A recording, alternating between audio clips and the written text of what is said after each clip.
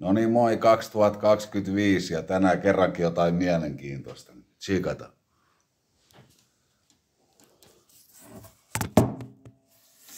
Jukka.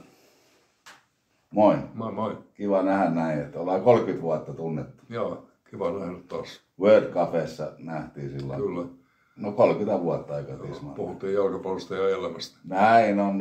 No mikäs tällä hetkellä herra vointi? Ihan ok. Joo. Miten suhde Interiin, että ikuinen sairaus? Joo.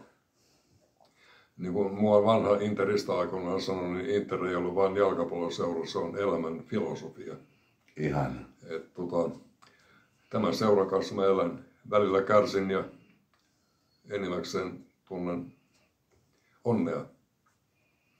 Varsinkin viime aikoina. Itseäkin aikana. Joo, kyllä. Joo, samoin. Tähän meidän yhteinen rakkauden kohde on Inter ollut pitkään. Ollaan synnyttykin samana päivänä, 2808. Vuosia on eroa. No pikkusen on vuosia eroa. Mites jalkapallon kanssa niin kuin paras päivä? Se nyt voisi liittyä tai liittyykin Interiin. Niitä on kaksi, mutta toinen liittyy Italian maajoukkueeseen vuonna 1982, jolloin tuli maailmanmestaruus, mutta vuonna 1989,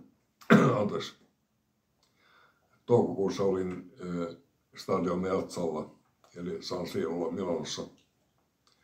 Inter voitti Napolin ja varmisti mestaruuden 4 kierrosta ennen loppua. Okei. Illan mittaan nimeydyin Milanon sinimustaan huumaan. No niin, joo. Mullakin on aikaa, että viimeksi häämatkalla olin katsoa Inter Juventus. Joo. Kundit oli ostanut vaivihkaa mulle lipun sinne.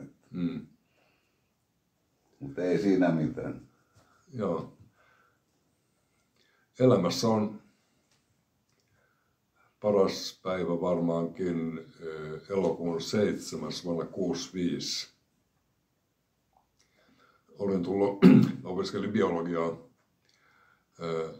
Olin tullut Lammin biologiselta asemalta selkärangattomien eläinten kurssilta. Oho. Menin Satoon ylioppilastansseihin ja tapasin siellä tulevan vaimoni, jonka kanssa on oltu naimissa kohta 57 vuotta. Niin, että seuramies. Joo. Okei, eli muistaaksä hetkeä, kun sulla alkoi rakkaus Interiin?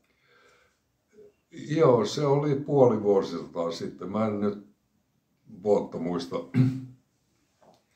Katsoin urheilusta Interin peliä, en muista ketä vastaan, eikä se oli Juventus. Ja se oli aika selvä juttu heti, että värit, niin se oli jotain maagista. Sitten mä tutustuin Interin historiaan ja se on myös Italian historia. Vuonna 1928 Mussolini poisti italian kielestä sanan internazionale, eli kansainvälinen. Ja Inter oli vuodesta 1928 vuoteen 1945, jolloin Mussolini teloitettiin Ambrosiana, Milanon 300-luvun piispan Ambrosian mukaan. Ja vasta 1945 Inter oli jälleen Inter. Okei, kiitos. Kaikki niin kuin toimi. Ja sitten Interin kannattajat, jotenkin mä tunsin itseni yhdeksi heistä. Siinä oli monia juttuja, jotka meni yhteen. Okei. Mites tällä kaudella käy? Tuleeko Mestarien liiga? Mestariliiga tulee. No mä uskon tämän. Joo. Jes, kiitos Jukka. Hyvä.